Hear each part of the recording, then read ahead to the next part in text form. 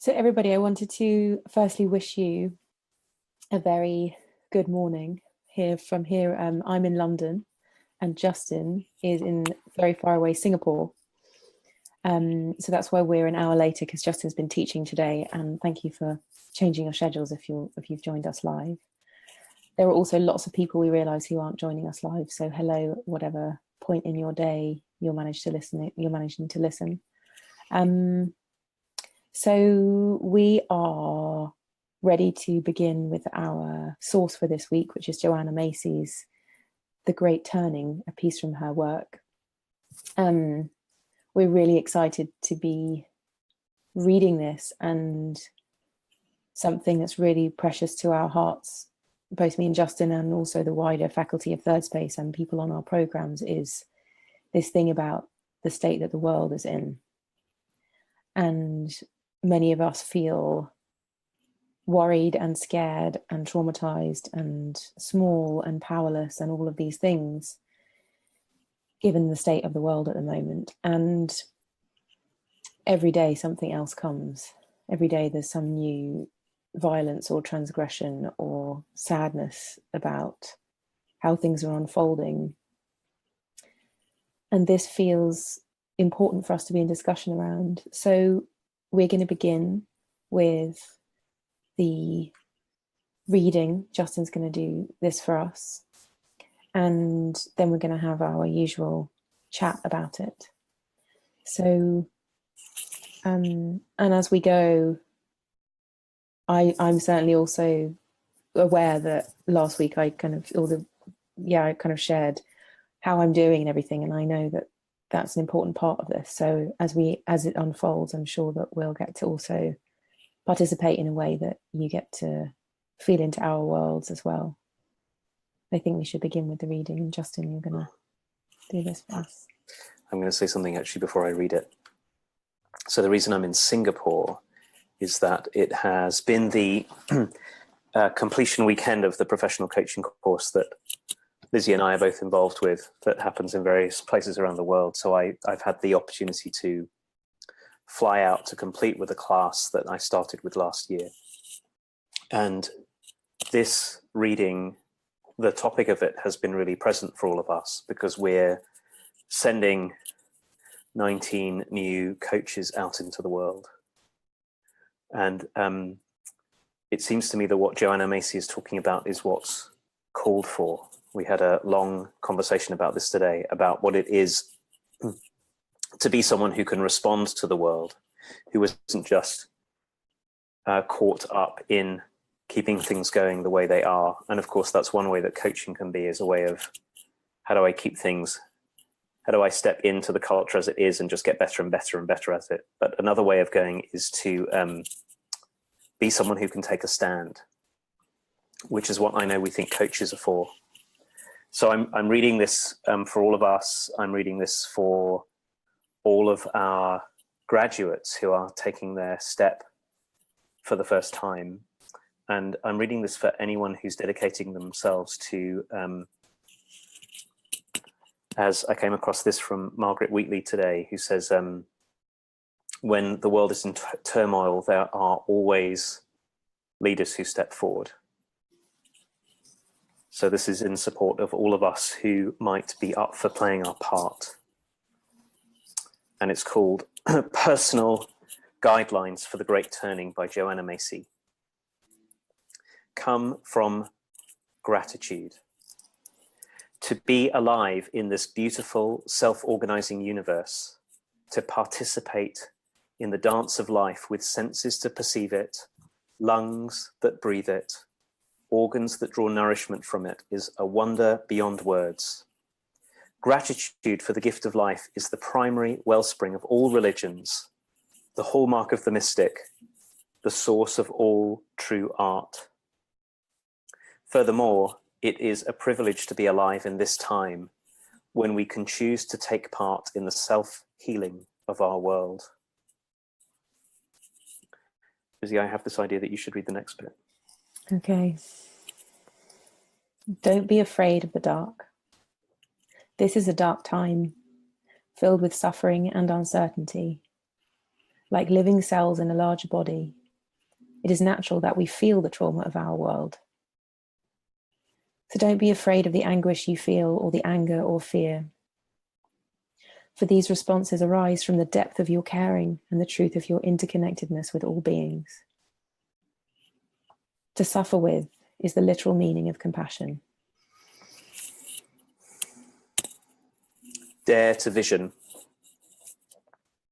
Out of this darkness, a new world can arise, not to be constructed by our minds so much as to emerge from our dreams. Even though we cannot see clearly how it's going to turn out, we are still called to let the future into our imagination.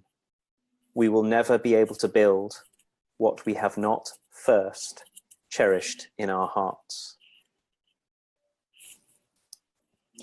Roll up your sleeves. Many people don't get involved in the Great Turning because there are so many different issues which seem to compete with each other. Shall I save the whales or help battered children? The truth is that all aspects of the current crisis reflect the same mistake, setting ourselves apart and using others for our gain. So to heal one aspect helps the others to heal as well. Just find what you love to work on and take joy in that. Never try to do it alone. Link up with others, you'll spark each other's ideas and sustain each other's energy. Act your age. Since every particle in your body goes back to the first flaring forth of space and time, you're really as old as the universe. So, when you're lobbying at your congressperson's office, or visiting your local utility, or testifying at a hearing on nuclear waste, or standing up to protect an old grove of redwoods, you are doing that not out of some personal whim, but in the full authority of your 15 billion years.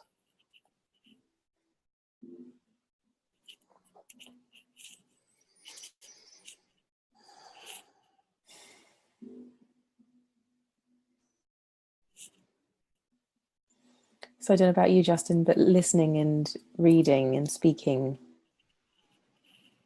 this has my body go like, ooh. Like I can feel a naming of,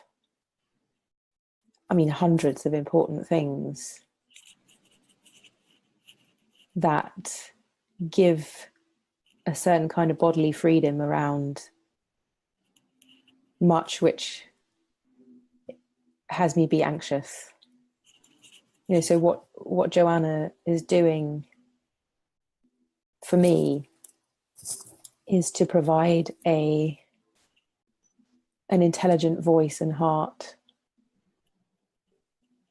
into the world of gratitude and fearlessness and really seeing and being pragmatic, which feels like an invitation to something powerful rather than this powerlessness of just being stopped and arrested by the world and what's happening in it. And the joyfulness that it's not personal, that I'm not doing this out of some personal whim, but there is a tide of ancestry and purposefulness that brought me here to be a voice for much more than just my preferences or something.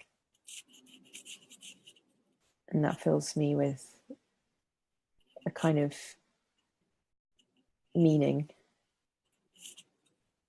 And mostly at this time in my path, meaninglessness is pretty strong. So my default right now is I don't know what anything means, what anything is for.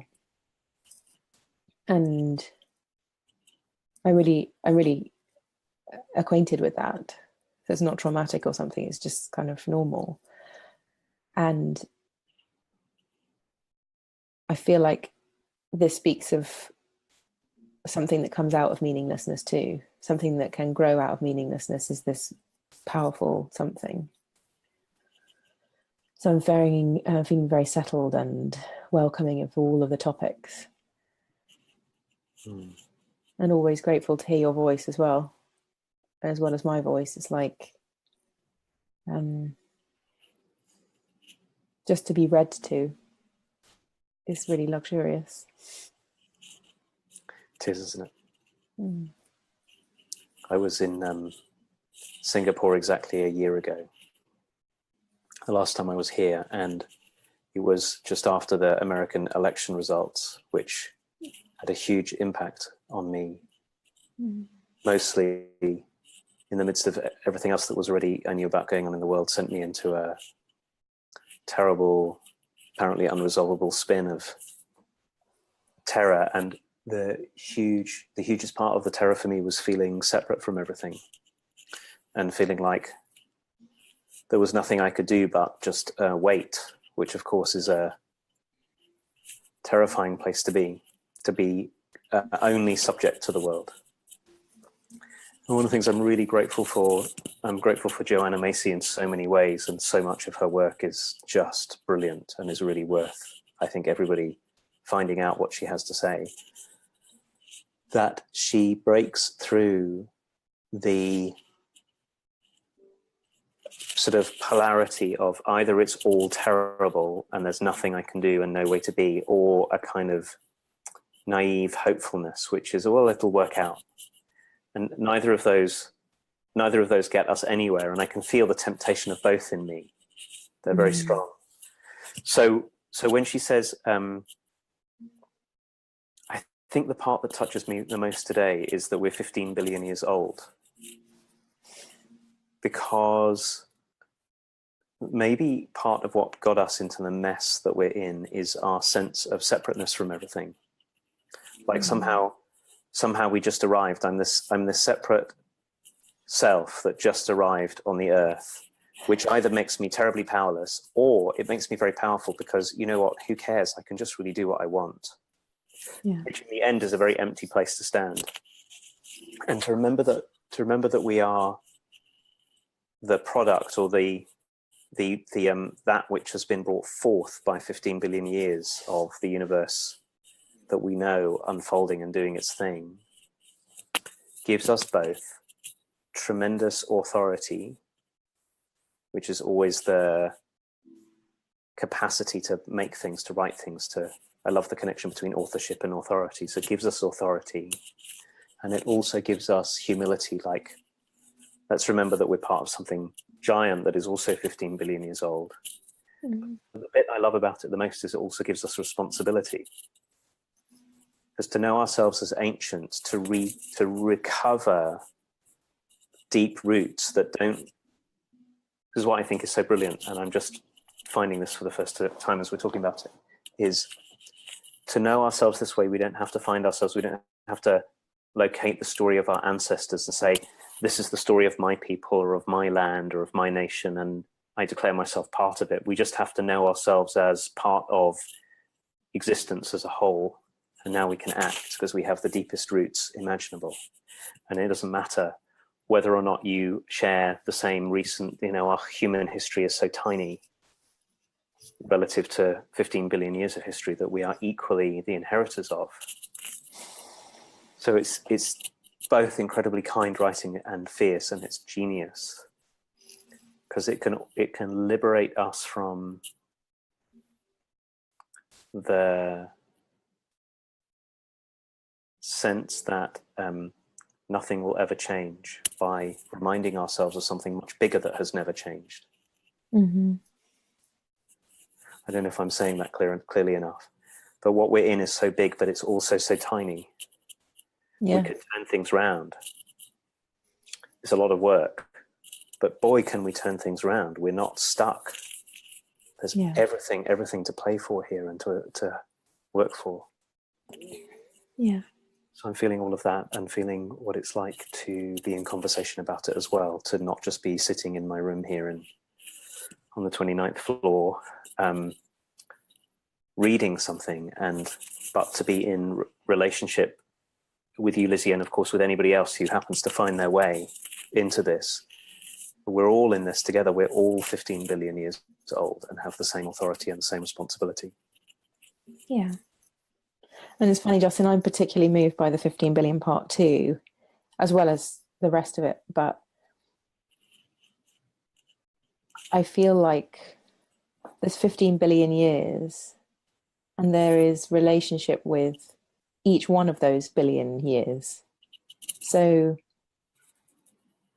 to feel not separate from even my father and his father's generation, like it's enough work to keep me in business for a long time, you know.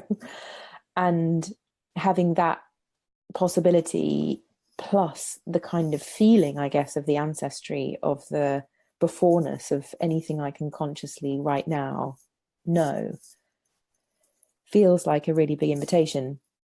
And I say that particularly because there is, I think I mentioned last week, so my grandfather died 2 weeks ago, this coming Tuesday, and we have his funeral this week.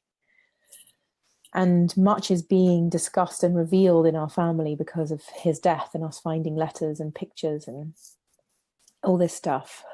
And there's a way that it gets very personal. And I'm finding right now my contemplations going to how also impersonal this whole thing we call family is, at the same time as being deeply personal.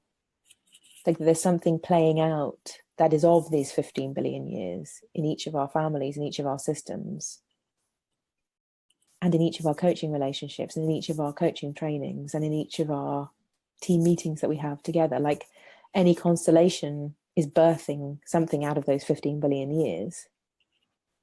And in this moment, I'm finding it really helpful to be attuned to the way that we make stories up, which have fact in them and which are true and which are understandable and you can feel and have compassion for, and also find yourself in massive judgment and anger and self-righteousness and even contempt. And there's so much in our family systems. And I'm feeling really invited into the inquiry of things working themselves out through us, life working itself out through us. And the way that Joanna says, like, find the thing that you love and do that thing. I mean, I frequently have this thing of, well, why aren't I on the front line? Why aren't I saving those whales who wash up on the beaches with cars in their stomachs? Like, really, why aren't I doing that? Why aren't I handing out bananas in Greece at the refugee camps? What? And there's a way that her articulation of that is dignifying the important work that each of us are doing by participating in the things that we are in already, in a way that is oriented towards healing, because that part of the system being shifted helps the other parts of the system too. Yeah. And that in relationship to the 15 billion years part feels like a dignifying of my life and our lives, and allows what's happening to be important and not to be something to be shoved to the side, but that we aren't separate. There's a system at work here, and each of our relationships and each of our stories playing out in the bigger context of what it means to be a human being is contributing to the great turning. Like we are contributing already to the great turning. And of course, there's action required in making a stand. And in this stuff about my granddad, I'm certainly making a stand. But I'm making a stand here, not imagining I could make a stand somewhere else. And then having a story of me handing out bananas playing out in my mind when I'm not even near the banana store. It's like doing what I'm doing and being who I'm being is what's needed. And that feels like an empowering place rather than a diminished place in the context of this, the 15 billion years thing. Yes. It's such an amazing invitation to work on healing what we love to work on. and to start close in to ourselves. Yeah. Because I think it seems to me the truth is there will always need to be people to hand out food, for example, to refugees coming in on islands in Greece. Yeah. And that doesn't mean that it's not for each of us to do. Maybe that's the thing that we find ourselves called to do, and then the thing to do is go to Greece. Like, listen out, be attentive to what's calling you. It seems to me the mistake here would be to read what she's saying as if it were, which I know she doesn't mean, just only have a small attention, only look at what's close in. But we also have to heal what's close in. We have to participate in the undoing of all the ways in our families we got separated from one another, and our families got separated from the world, and we have to undo the separation in ourselves. And we have to contribute in other ways too. And it's so paralyzing to get into a narrative of there's somewhere better that I could be helping, and I'll wait until I find it, or I'll eat myself alive, or whilst I do something else, or I'll go and help somewhere else and at the same time cause great hurt in some way, or great drive a great rift in myself or between myself and others, or for the sake of doing that thing over there. She is reminding us that there are 7 billion plus of us on this planet, and that 7 billion people can do so much if we'll attend to what's calling to us to attend to, and if we'll look after what's calling for us to look after, which is really what I felt teaching here these last few days. Is, what were there, 20 people in the room, 25 of us in total. What is there to do but to support these people right now in taking a step into the world? Yeah. And she doesn't say it, but it seems very clear to me as we are talking about this, that healing one aspect, actually she does say it much better than I'm going to say it now. So I'll read what she says. To heal one aspect helps the others to heal as well. And of course that's true. As you do this work of the healing in your family that you want to bring about, that of course makes it possible for people in your family to be another whole kind of presence in the world. It can seem very tiny, but it's really very big, particularly if enough people are paying attention to this. Yeah. And it's making, just as you're speaking, Justin, it's really making me think that I think there is, in many of the coaching conversations I've had and in my own family, there are ways that we reach outside of our family way before our family can take us reaching outside of it. As in, there are those of us who do the done thing, which is to be helpful and good on the outside. But on the inside of the family, there's a discrepancy, and that to miss out what's closest to home and to go far from home leaves a whole kind of trouble at home that generates more of this suffering and difficulty just right here. And so I know that in my family there's a history of us feeling that my granddad, for example, being extremely magnanimous to people on the outside and really mean to people at home.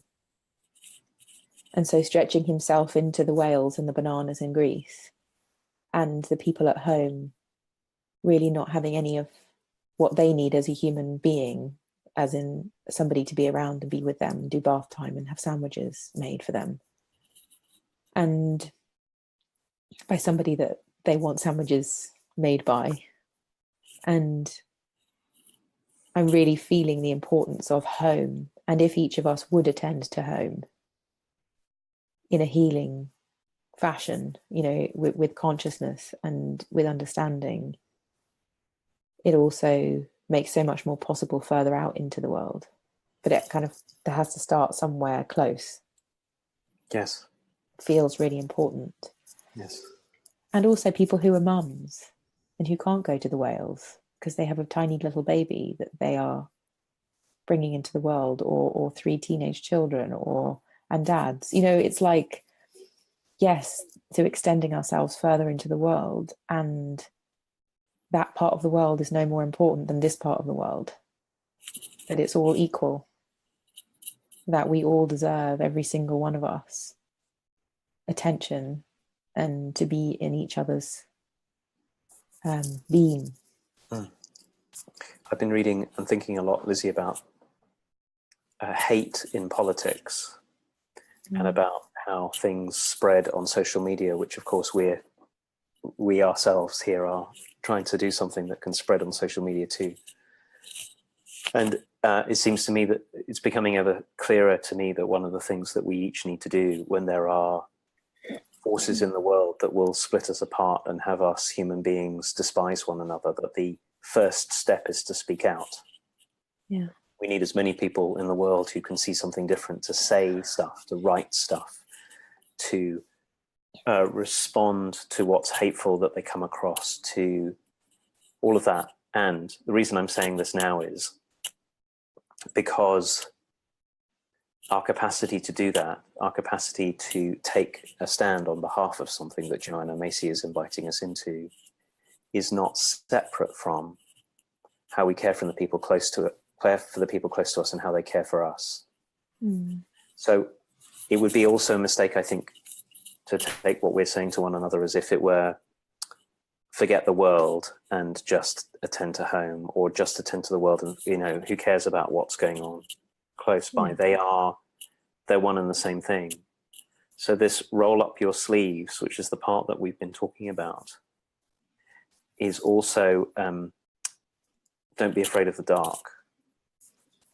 Like, we have to be prepared to face what's dark, hopefully face what's dark right here, and to also face what's dark in those parts of the world that we care about. And this is coming to me, let ourselves care about them, which is a very countercultural narrative, to really let yourself deeply care about something.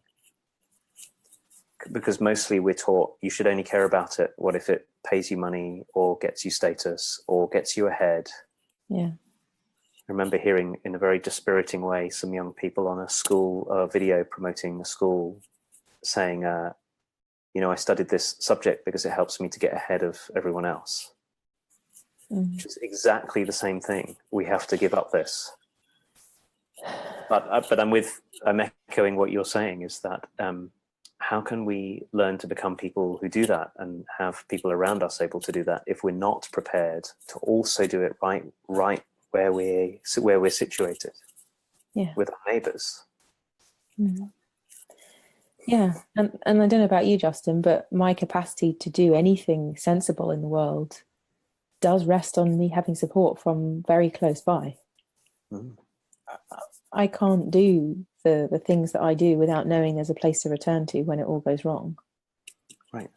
And so nurturing that space close in isn't, as you say, separate from what's outside my front door, beyond my front door, beyond my immediate relationships. And certainly when I'm stretched into worlds that feel like I'm an alien in them, I can feel and tolerate my alienness much better if I know that there are places where I'm not an alien. It feels like that's the thing. It's like there's a way we can tolerate things that don't feel like us without separating from them, when what's close in feels like it's been nurtured and healed and is healing and that there's safety. So for us, for example, to be in the darkness and in our suffering without doing something immediately to shut it down so that I don't have to feel this or deal with this or tolerate this, there also has to be a sense of our identity that we are inquiring about all the time that supports us, a deeper identity, a question of who we really are, that comes from our own practices and our own inquiries and our own reflection and the relationships around us and the relationships we have in history, that serves us to tolerate what it feels like to feel unfamiliar. And this great turning thing requires us to be in the unfamiliar. It requires us to confront things that we don't want to look at in ourselves. You know, it requires us to dare, and daring means stepping beyond what my habitual routine might look like, and actually taking a stand feels like too big a challenge if I haven't got my center at least accessible to me in some way because of the way I'm being close in my life. And the bit that I think is super important is that Joanna Macy's inviting us to turn towards one another and to not do this alone. And of course, inherent in that is relationship. And to be in something together requires us to be close and intimate and open and vulnerable and in a depth of relationship with others that strengthens us to be able to do whatever this work of the great turning might be. And that's what I think this is in service of, is you and I having this conversation, building a way to be together, even if we're not physically together. And I draw deep strength and courage and hope from all of the togetherness that I invest in and feel the beneficiary of. And I don't think really any of this is possible for most of us without this start close in, as you say, without this community and being held in something that's bigger than just my little fearful antics that go on in my mind about what's possible and what's not possible for me in the world. And just connecting feels like nothing can really happen before that. This I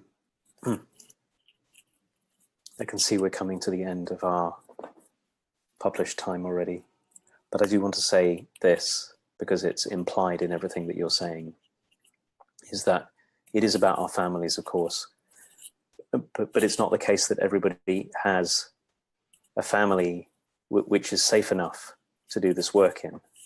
And it's not the case that everyone has a family that they're close into. And that's also why community is important. And community has been largely taken from us. There are very few people who feel deeply part of community.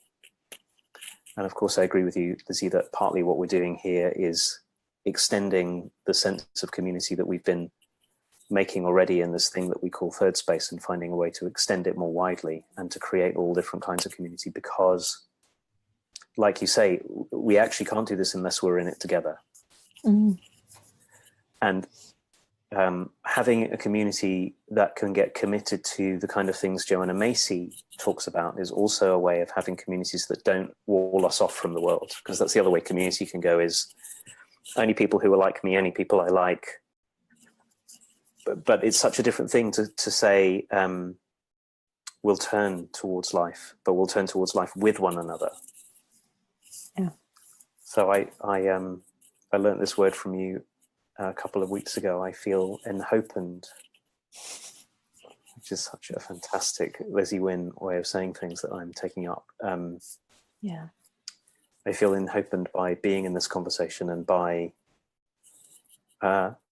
keeping on coming across people who are asking the same questions. Yeah. So I think we have to honor our Sunday morning commitment and let people go about whatever it is that they have to do next. Yeah. Well, I'm also enhopened and grateful. I actually feel pretty kind of impassioned at the same time as enhopened. Like there's something burning, and it's a light. Time to get to work. Yes. Yeah. Exactly. Thank you, Lizzie, and thank you, everyone. I think we are planning to be back on our regular schedule next Sunday. We will announce if it's not the case, but otherwise Sunday morning, 9 a.m. UK time on Sunday the 26th of November, we'll be with you again. Bye, everyone.